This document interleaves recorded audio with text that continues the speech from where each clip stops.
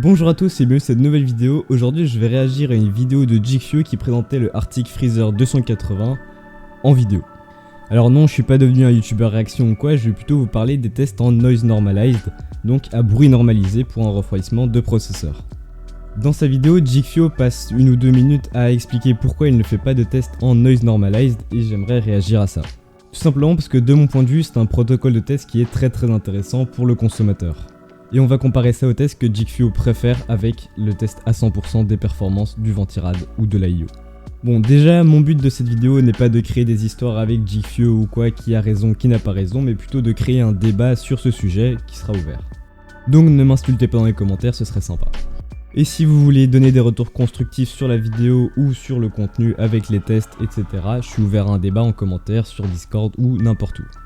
J'espère que Geekfio la regardera et comme je l'ai dit, je suis très ouvert à un débat. Je pense que ça peut être que constructif et intéressant pour toute la communauté. Je ne dis pas non plus d'absolument faire seulement un test à bruit normalisé, mais plutôt de le combiner avec le test à 100% pour fournir un large panel d'informations.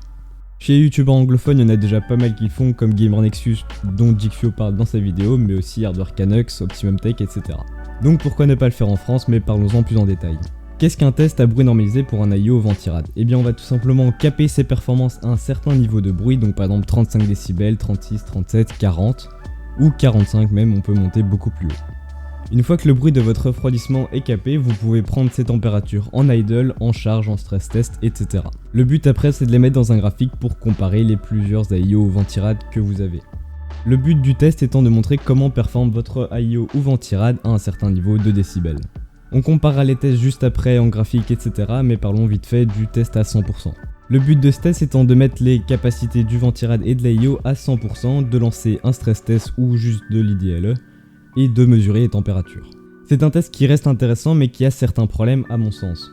C'est que d'un côté, pour un utilisateur normal, vos ventilos ne seront jamais à 100%, tout simplement parce que vous en avez pas besoin et en plus ça fera beaucoup trop de bruit.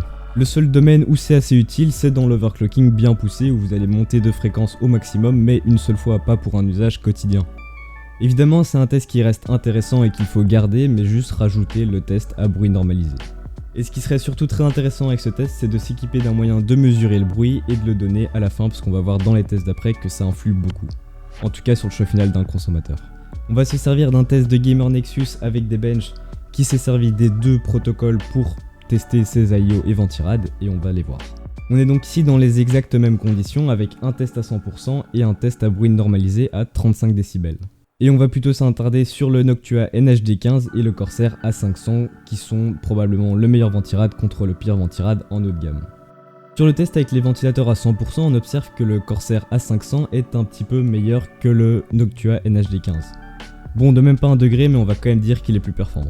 Mais après, si on commence à regarder les RPM de chacun pour être à 100%, c'est là qu'on commence à rigoler.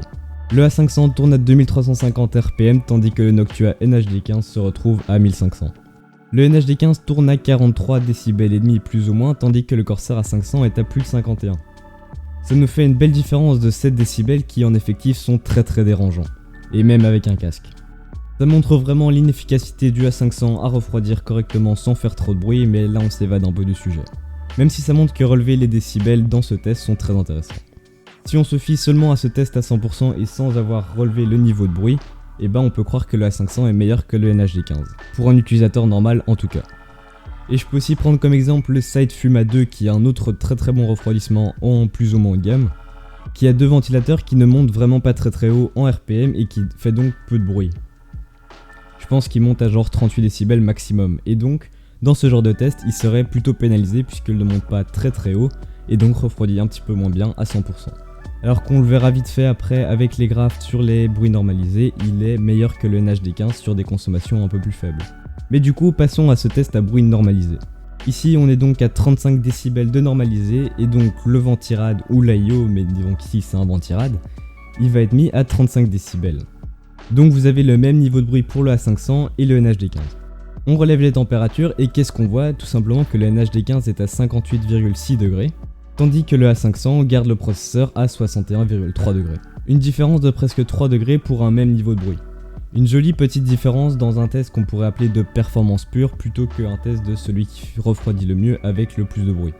Je dirais plutôt qu'on voit ici l'efficacité d'un ventirad ou d'un IO avec notamment le rendement de la pompe et des ventilateurs, ou tout simplement de la tower dans un ventirad.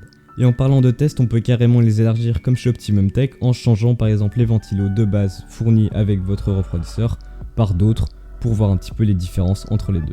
Ici le problème avec Gamer Nexus c'est qu'on n'a qu'un test à 35 décibels, mais on peut faire comme chez Hardware Canucks avec des 35, 36, 37, 38, de 35 à 45 finalement pour voir un beau graphe un peu comme ça, qui fournit un panel d'informations encore plus grand. Surtout quand il ponctue avec différentes charges sur le processeur, qui montre un petit peu tous les points forts et les points faibles des ventirad sur quel type de consommation et de processeur. Hardware Canucks ont récemment ajouté ce type de test avec leur vidéo sur le Freezer 50 que je vous invite à aller voir si le sujet sur le Noise Normalize vous intéresse. D'ailleurs on reparlera du ventirad dans très peu de temps sur une nouvelle vidéo de la chaîne, donc vous pouvez vous abonner.